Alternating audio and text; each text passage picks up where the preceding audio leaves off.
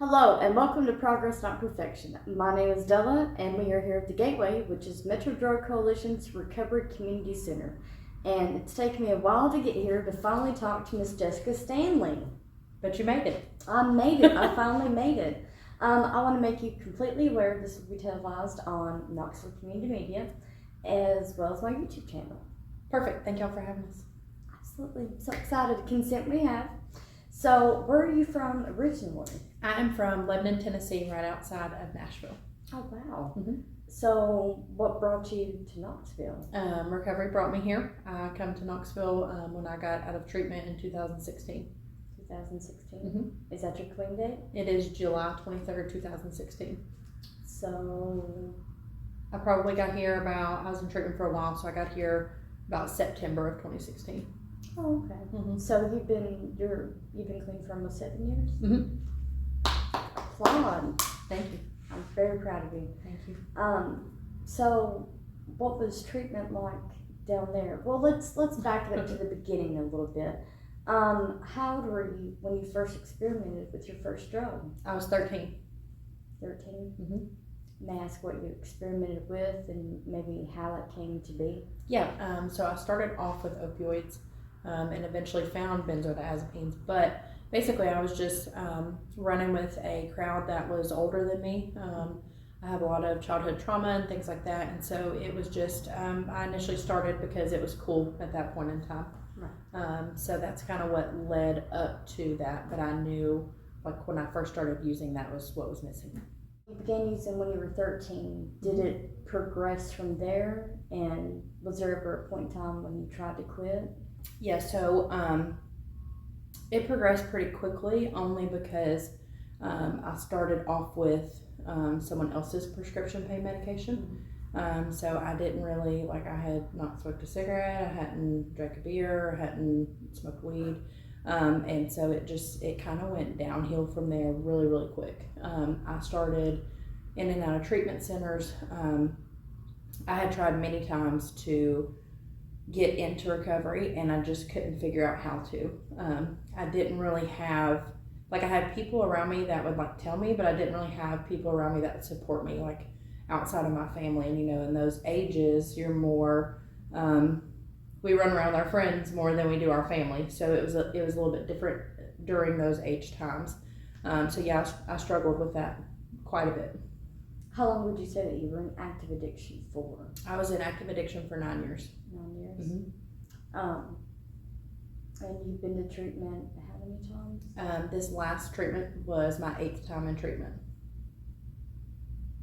I know for me, I knew that addiction had taken over my life very early on. Mm-hmm. As you've seen in my episode, I started using when I was 9. Mm-hmm. And I couldn't live without something. It didn't matter what it was, just something just to alter the mind, whether it was cocaine, pills, pot, alcohol, something just to alter my brain.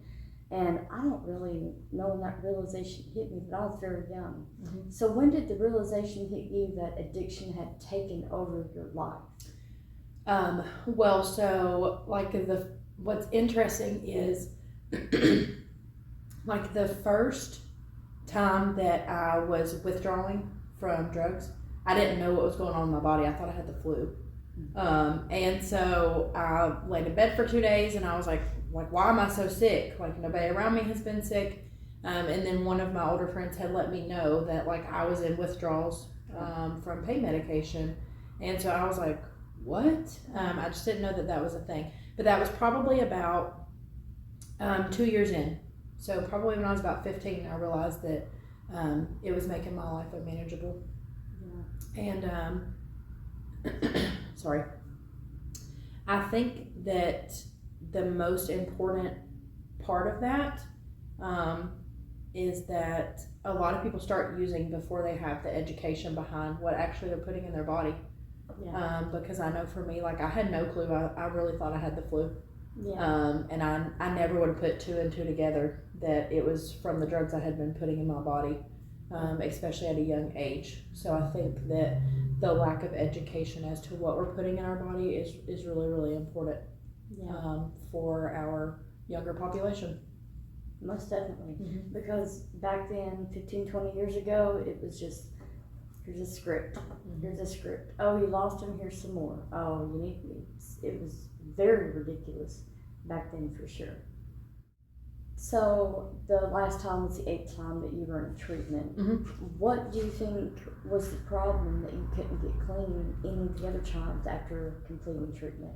If you did. I think the problem was I know that I wasn't ready, and the reason that I say that like that is because every other time that I had gotten out of treatment, like I went right back to the scene of the crime. I would go right back to my stomping grounds, and I didn't have the support there that I needed in place, and so. Like I'm from a 12-step fellowship and I truly believe in it, but like our literature talks about like medicine, religion, and psychiatry, and like I had been through all of those and nothing worked for me.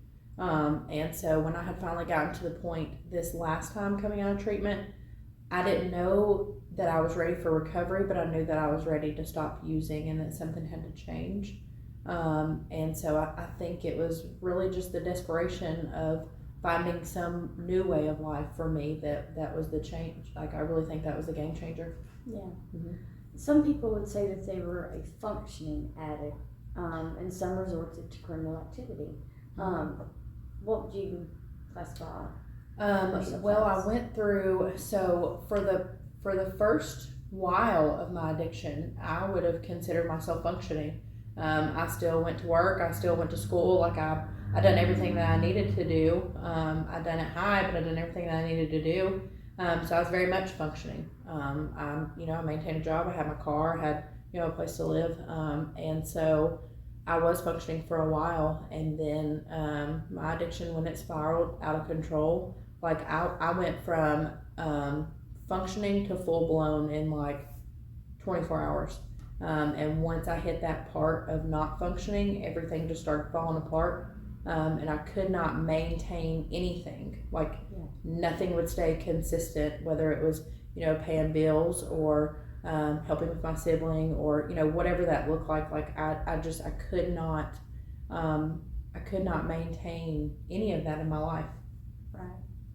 So have you, not to pry, well, No, I'm prying a little bit, but have you ever been arrested due to your drug use? I have. I actually, when I got into recovery, I didn't realize that I hadn't had my license for like 5 years prior. I had no idea. And so I was trying to get my license back and I had to run a background check. And so I had known, so I used a lot of benzodiazepines, and so it blacked out a lot of my memory. And so when I ran that background check and I got it back, I knew that I had been to jail so many times, but I didn't know what for. Like I could not remember how I ended up in jail so many times. And so when I ran my background check and I looked at it, a lot of it was due to like not having a licensure or criminal trespassing. And a lot of that was because of my addiction. Like I was not able to maintain those things. And so, some of it was theft charges, and that was absolutely insane. I mean, it was just all these things. I did not go to jail without my addiction being involved. Right. Second that motion. So, do you have any pictures of you in active addiction? I do. Do you care if I show a couple? No, absolutely. Absolutely. I would like to say that they're embarrassing, but they're not. I look at them now and I'm just like, I can't believe I've lived 2 separate lives in the same body. Mm-hmm. Trust me, I didn't put them in my episode because I didn't know that I had them, but I turned on the phone that I had since active addiction, and I got to going through it, and I was like, oh my God, it's bad. Yep.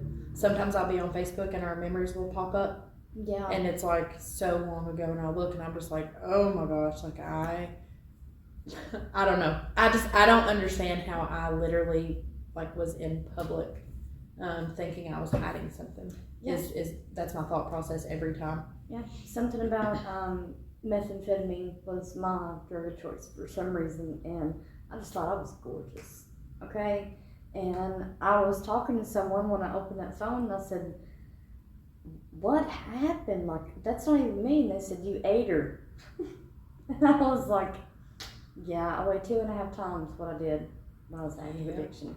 I went into treatment this last time. I was 115 pounds. I think when I detoxed off heroin, I dropped to 58 pounds. And it's awful. Well, if you don't care, let's take a look at these photos and let's do it. We'll be right back.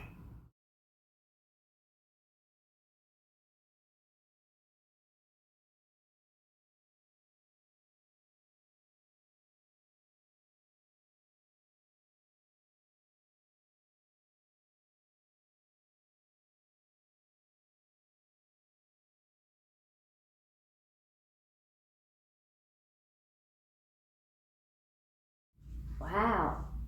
I mean, to each their own. I'm not proud of mine. Like I said, the ones that I found on my phone, I don't know if I could put them up.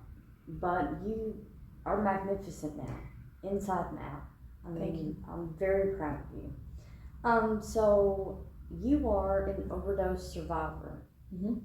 Want to tell us a little bit about that? So I experienced 3 separate overdoses. One of them was due to benzodiazepines, and then one of them was due to pharmaceutical fentanyl, and then the other one was due to fentanyl and benzodiazepines together. So my last one is probably the most significant one in my life. An off-duty firefighter saved my life, and that was just something that was very, like, he didn't have to do that. Yeah. And I was on the way to pick up my son that was less than a year old at that point.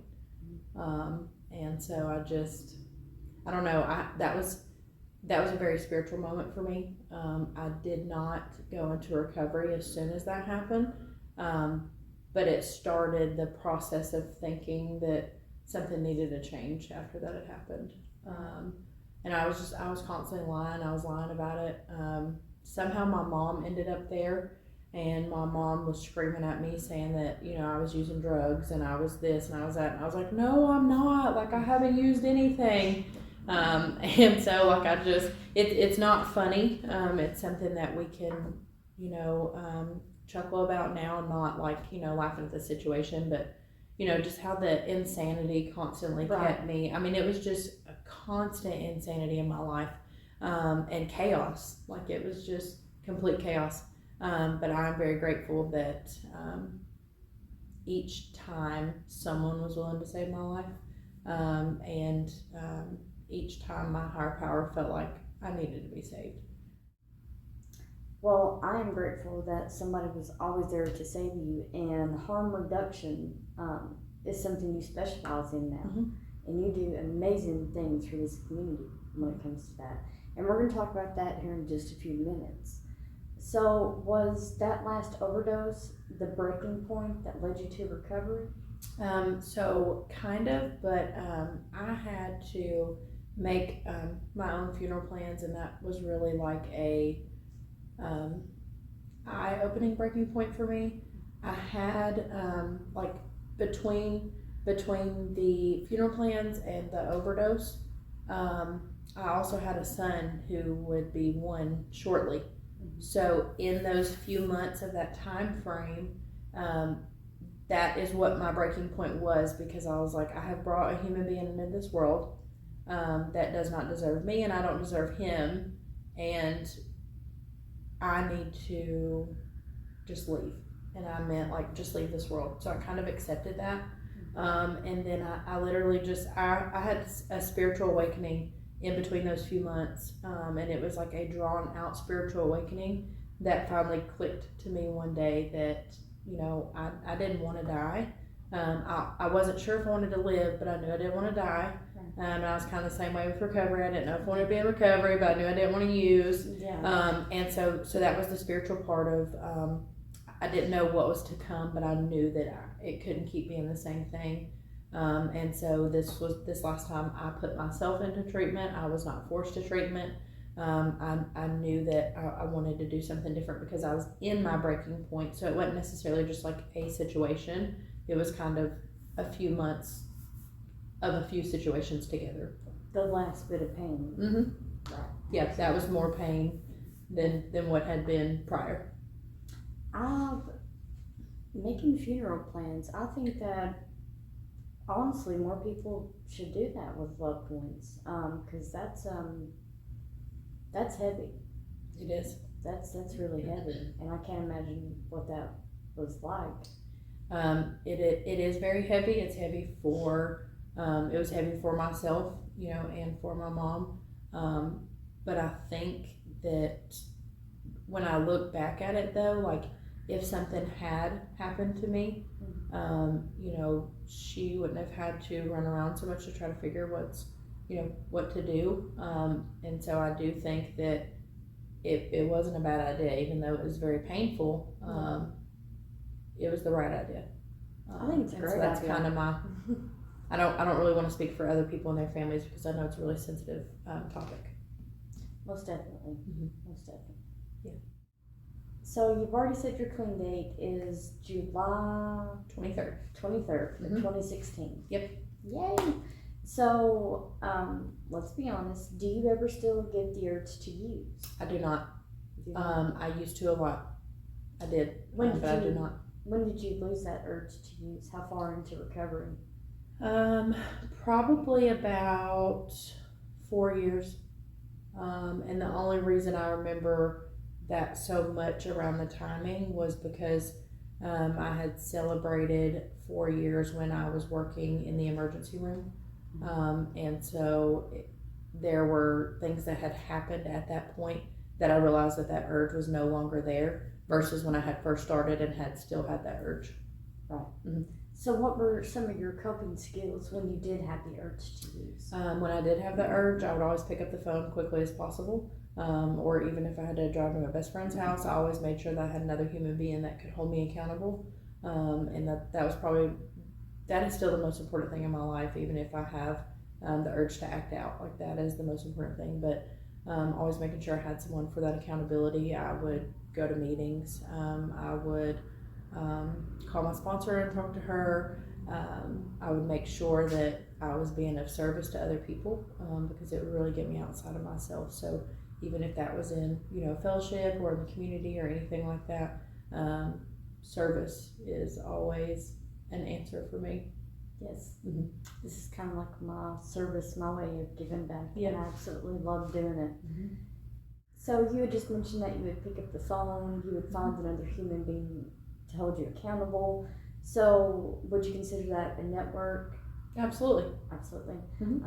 I knew that. I knew Yeah, that. no. But I think a network of people is important. So I do too. you do too? Yeah. Totally agree on that? Totally agree. I know for a fact I would not have been able to stay in recovery if it wasn't for the many people in my life. I wouldn't be able to raise my kids if it wasn't for the many people in my life. Right. A network is so important. I actually have this conversation with people quite often of, people that we see coming to recovery leave or coming to recovery and then, have went back out and they've died or something like that. We have this conversation often of like, what is it that some of us get that some of us don't? And I don't want to pinpoint that. I just do look at the network and support of people that are surrounding individuals. And I have seen how significant it is in my life and many other people in recovery, their lives as well. What helps keep you clean and from going back out and using? Well, for one, my kids, but also just the life that I have built. Like I have such a beautiful life today that I never thought was even capable of having. And there's nothing in this world worth throwing any of it away. Even on the bad days, there's nothing in this world. My family relationships are beautiful. I have amazing friends in my life. My kids are just so involved in everything, and I wouldn't trade it for the world. And I know that if I were to go use drugs, that all that would go away. I love my career. I just everything about my life as a whole is not worth a single pill, a single line, a single puff. Like none of that is worth my life. Amen to that. So, what have you gained back in recovery that you lost? Oh gosh. All the things you just said plus some? Yeah, I think so. One of the most special things to me is the things that are not tangible, for one. I don't care about the money, the car, the house, none of that. I mean, I'm grateful for those things, but like things that recovery has given me though, my family relationships, for one. By the time I had went to treatment this last time, like my brothers were they were done with me. They were done. And it took a couple years, I think, for them to have peace about it, because I had always gotten in recovery, went back out. So I think it took them a few years to kind of not be nervous about it. I can't tell their story, but just from what they've told me. And so the relationships that we have built are just, I mean, they are beautiful. My aunt, the fact that she even just talks to me and supports me is crazy. And it's all because of recovery, and I know that. The friendships, I got my oldest son back because of recovery, and I had a baby in recovery. So my kids, I mean, just it's all about the relationships for me, and the fact that I'm employable, and I'm dependable, and I'm reliable. I have a character today, like my integrity. Like I never, like I did not have integrity before I got into recovery, and then when I first got recovery, it took a minute as well. I still had some behaviors that were from my old lifestyle. So that was not I didn't just get off drugs the next day. I was like this big person of character. It didn't work that way for me. It took a minute. But when I finally grasped it, like I did. But I think just if I had to wrap that up into one answer, it would be my purpose in this world, because all of that fits into like my purpose of being here and my purpose for being in recovery. Absolutely. So going back to your job, which like I said is a very important one here. So what exactly is your job title? So my job title is Regional Overdose Prevention Specialist. And yes, it's long, and I know. I have to say it all the time. That's like Metro Drug Coalition Recovery Community Center. I'm just saying, that's a lot. They call us ROPES for short. ROPS, ROPES, without the E. Okay, rope. Well, tell us about rope.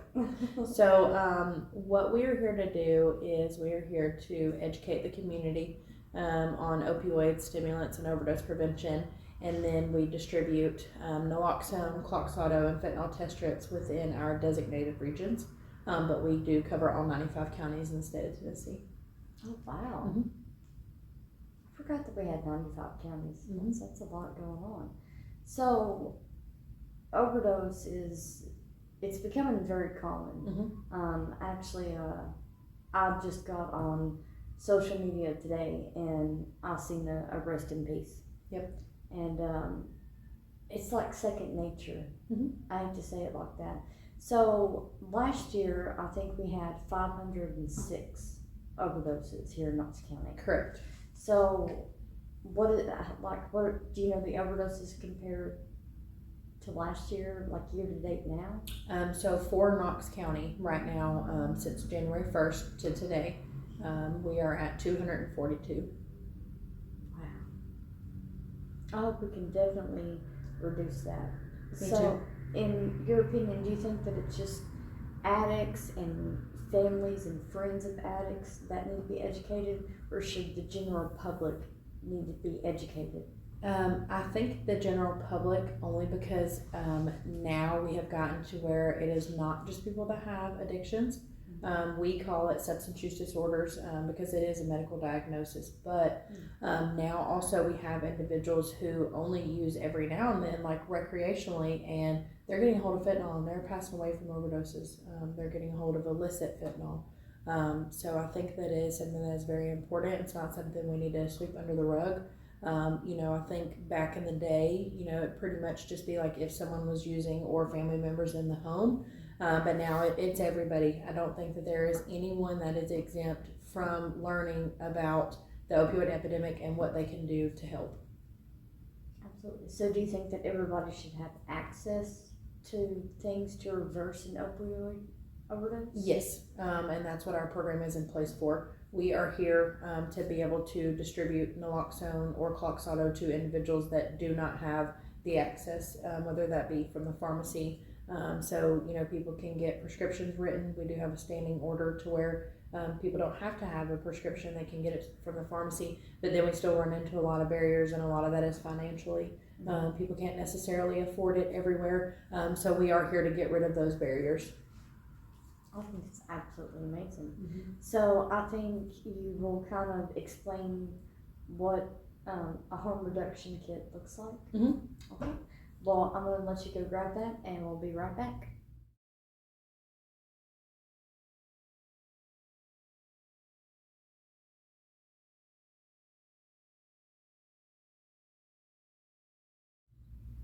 Well, you have all of your things here. I recognize what comes out of the blue bag. I've never seen the black bag, and I've never seen this particular one right here. What is that? So we have a couple different things going on, obviously. Most people are familiar with these blue bags. These are our original ones that have naloxone in them, which is the 4 milligrams. So with these bags, they also come with an instruction kit. They come with a pair of gloves, a resource card, and then also our business cards. But this is the original one that most people do recognize with the regular 4 milligram. But we also have a new one. This is Cloxoto, so this is a double dose. So the regular naloxone is 4 milligrams, and this Cloxoto is 8 milligrams. So these are more for high-risk individuals, high-risk areas that we use. So the only difference is the medications, and these come in the white bags. So that way we know what we're distributing and what people have. But both of these are naloxone. So you have the 4 milligrams and the 8 milligrams. And then we also distribute fentanyl test strips. So these are very small strips. They're kind of similar to like a pregnancy test or a COVID test, as far as like how to read them. And so with these are for individuals to test their substances that they're using, to see if illicit fentanyl is present in them. And these also come with an instruction card on how to use them, and my business card as well. Wow. And a lot of your common drug tests, they don't test for fentanyl. A lot of them do not know. A lot of our hospitals don't test for fentanyl. Really? But if they have these, they can? So these are for individuals to test their substances. But there are fentanyl tests for medical professionals. There are now drug tests that have fentanyl on the panels, things like that. Good. I was fixing to ask you, are they going to come up with We're kind of moving that direction. So. Awesome. So are they, I know the one right here, that is the nasal. Yes. Okay. This is also nasal. So both of these are nasal devices. They are very quick and very simple to use. We only distribute intranasal. Oh, okay. I think a few years ago, I had an opioid reversal kit, and it was intramuscular. Yes. It was a shot. Yes. Yeah. So we do have those, but they come from our syringe service programs and our harm reduction clinics. So we only distribute the intranasal, but yes, there are intramuscular ones as well.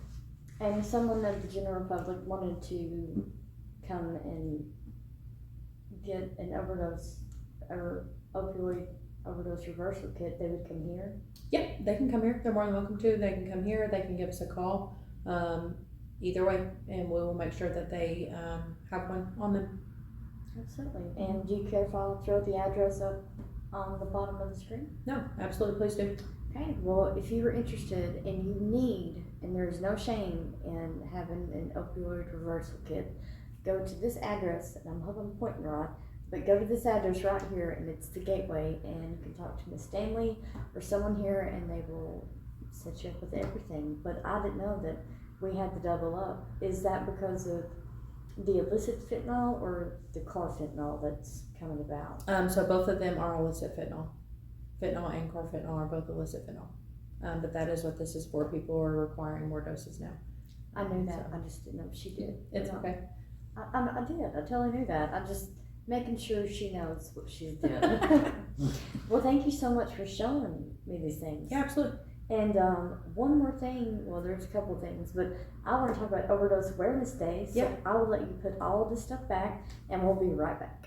Overdose Awareness Day, which I have a booth at. Just want to go ahead and put that out there. Let's talk about it. You guys, how are you guys behind it? Do you sponsor it? Is it your little baby project? Like, tell us about it. How did it come to be? So technically it's our baby project. So what happened was when I first got into recovery, when I first moved here to Knoxville, and I went to my first Overdose Awareness Day event. It was being hosted by Tennessee Overdose Prevention, and so it was so beautiful. And I was with my friend, and I was like, gosh, like I want to do this one day. And so like I didn't know that it was going to be handed to me one day, but that was my idea, so I wanted to do it. So last year we got a call from one of the ladies that I work closely with at Tennessee Overdose Prevention, and she just let me know that a lot of them were still sick from COVID. Some of them have gotten older and have some health issues and stuff like that. And so she said that they wanted to hand it over to someone that they trusted with it.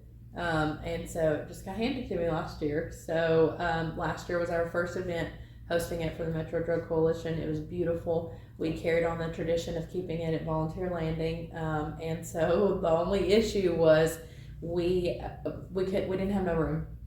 We outgrew Volunteer Landing as of last year, so that's a fact. That was our very first event hosted by us, and we outgrew Volunteer Landing. So I felt like she would be very proud at Tennessee Overdose Prevention. I hope they are, but it's been a beautiful tradition in Knoxville every year. So this year we are moving it to World's Fair Park. So we're hoping. I would love to max that out as well, Yes. but we can hold about 5,000 people. So we're going to have speakers. We always have the mayors come and do proclamations. We always do a resource fair, and we're going to have a very beautiful memorial this year. We're so excited. It's a public event. It's free. We want families to come. We want individuals in recovery to come. We want people that work in different professions to come. We want everyone in the community involved. Everyone can play a role in some way, shape, or form. We have vendor booths available. There's sponsorships available. I will pass on the flyer. That way you all can see what it looks like and what you can do. We invite everyone to come. It's very beautiful. Last year was just amazing. It was. You just had to have been there. It's very hard to explain. Mm-hmm. But I know that we had to park somewhere just way out of the way. Yes. So unfortunately, that's always been an issue of Volunteer Landing, because of the parking and how many people. But World's Fair Park, we do have a lot more parking space that is available and designated as well. And that is August 31st from 5 p.m. until 9 p.m., correct? Yep. We will do the resource fair from 5 p.m. to 6 p.m. And then we'll start the mayor's proclamations, and then we'll jump into the speakers. Absolutely. Well, I'm excited about it, and please come out and join us. Knowing what we know now about drugs and overdose and just the pain that comes with addiction, in your personal opinion, what do you think drives a person to use, knowing what we know now? I think there are many different factors that play a role into addiction, and we also cover this in our trainings. This can be genetics, this can be someone's life experiences. There's many different components. What I do know, and what we also recognize, is that addiction typically is associated with trauma. So whatever that trauma may look like, I'm not saying that everyone has to have a traumatic life in order to have a substance use disorder or end up using drugs. I do think it's also important to be careful with each other's trauma, not to maximize or minimize someone else's or your own, but I do typically believe that is a driving force. And I also know there's genetic predispositions as well. So I know I can directly answer for that for myself, but that is just my personal opinion, also with some medical things that have been released about other people's use. So as far as the still sick and suffering addict. Yeah. You know, what do you think we could do as a community to better help the addict that wants and seeks the help, but doesn't have the means, such as no insurance, grant, money, family? What do you think we can do for that addict that wants it? I think it's really important to be resourceful.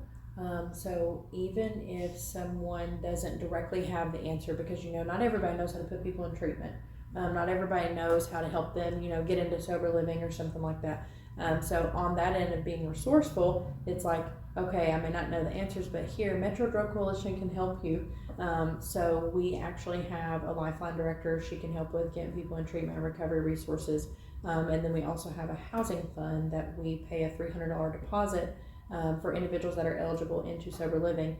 And so the reason that I'm pointing that out is because 100% of the proceeds from overdose awareness day are going into our recovery housing fund. And the reason that we do that is because it helps so many people when they get at a point to where they're stuck and don't know how to further that recovery process. But being resourceful is really important when someone comes to you and says that they're ready, or someone that's still sick and suffering. I think the community support is really important. And also we want to reduce that stigma around the drug addiction, around everything that has to do with addiction and recovery. Like, we have such a huge stigma in our community and society as a whole. And so I think the most important part is fighting that stigma first and foremost, because once we break those walls down, then we can continue to help people that are on the other side. And also, just being of service, being a decent human being. You never know what people are struggling with. And the more that, I notice that the more I can be of service, the more people that I'm able to reach in that format. Absolutely. Yeah. So, last question. If the sick and suffering addict were standing right there in front of you, what would you say to him? What would your message be?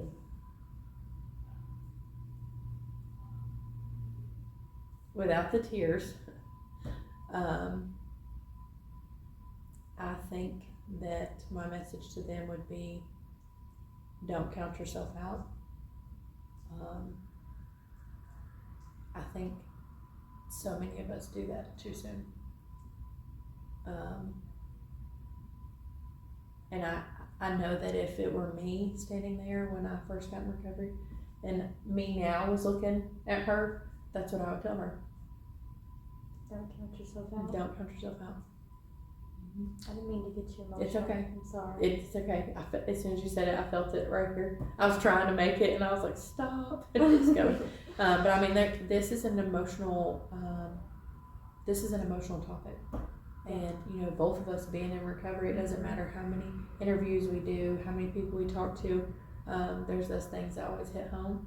And that is one of them. We know that. We know that the people that we do all this for, the reason I advocate so much, the reason I use my social media platforms, the reason I do things like this, is because I want to reach people that are like me. And so that is always something that's going to be sensitive. It's never going to be, something that does not touch my heart, because I've been through it. And, like seeing people who are wanting to get in that process, it's a beautiful thing, but they're broken. Yeah. Absolutely. Yeah. Well, I want to thank you so much for letting me come down to the Gateway today. I'm not saying that whole Metro, we're at the Gateway. Metro Drug Coalition's Recovery Community Center. Yes. You guys can't see it, but it's honestly written on the board right there, but it's fine. It's okay. My name is Della. This is Jessica Stanley, and this was Progress Not Perfection. We'll see you next time.